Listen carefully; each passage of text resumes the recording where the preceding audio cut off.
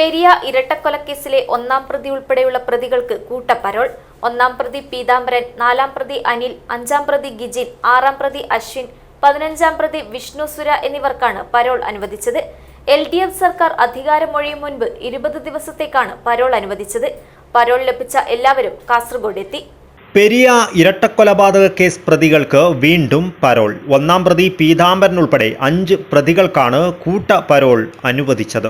LDF സർക്കാർ അധികാരം ഒഴിയും മുൻപ് 20 ദിവസത്തേക്കാണ് പരോൾ അനുവദിച്ചിരിക്കുന്നത്. ഹൈക്കോടതി ഉത്തരവ് പ്രകാരമുള്ള പരോൾ എന്നാണ് ഇക്കാര്യത്തിൽ ജയിൽ അധികൃതർ നൽകുന്ന വിശദീകരണം.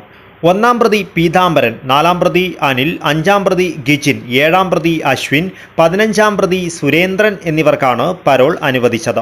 ഇവർ 5 പേരും കണ്ണൂർ സെൻട്രൽ ജയിലിലായിരുന്നു ഉണ്ടായിരുന്നത്. പരോൾ ലഭിച്ചതോടെ ജയിലിൽ കഴിയുകയായിരുന്ന ഈ 5 പേരും നാട്ടിലെത്തി. ഇത് 3-ാം തവണയാണ് പീതാംബരന് പരോൾ ലഭിക്കുന്നത്. നേരത്തെ കേസിൽ വിചാരണ പൂർത്തിയാക്കി ശിക്ഷിക്കപ്പെട്ട് 6 മാസത്തിനുള്ളിൽ തന്നെ പ്രതികൾക്ക് പരോൾ ലഭിച്ചിരുന്നു. മുൻപ് ബേക്കൽ പോലീസ് സ്റ്റേഷൻ പരിധിയിൽ പ്രവേശിക്കുന്നതിന് വിലക്കുണ്ടായിരുന്നെങ്കിൽ ഇത്തവണത്തെ പരോൾ വ്യവസ്ഥയിൽ അതില്ല.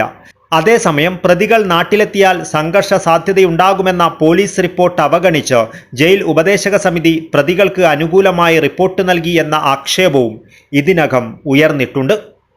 News bureau, Kasaragod. ആഘോഷങ്ങൾ വലുതോ ചെറുതോ ആകട്ടെ, അതിന് സ്വർണ്ണ തിളക്കമേകാൻ ഗോൾഡ് കിങ് ഉണ്ട്. Gold king, the trust with quality. Main Junction, Uppala.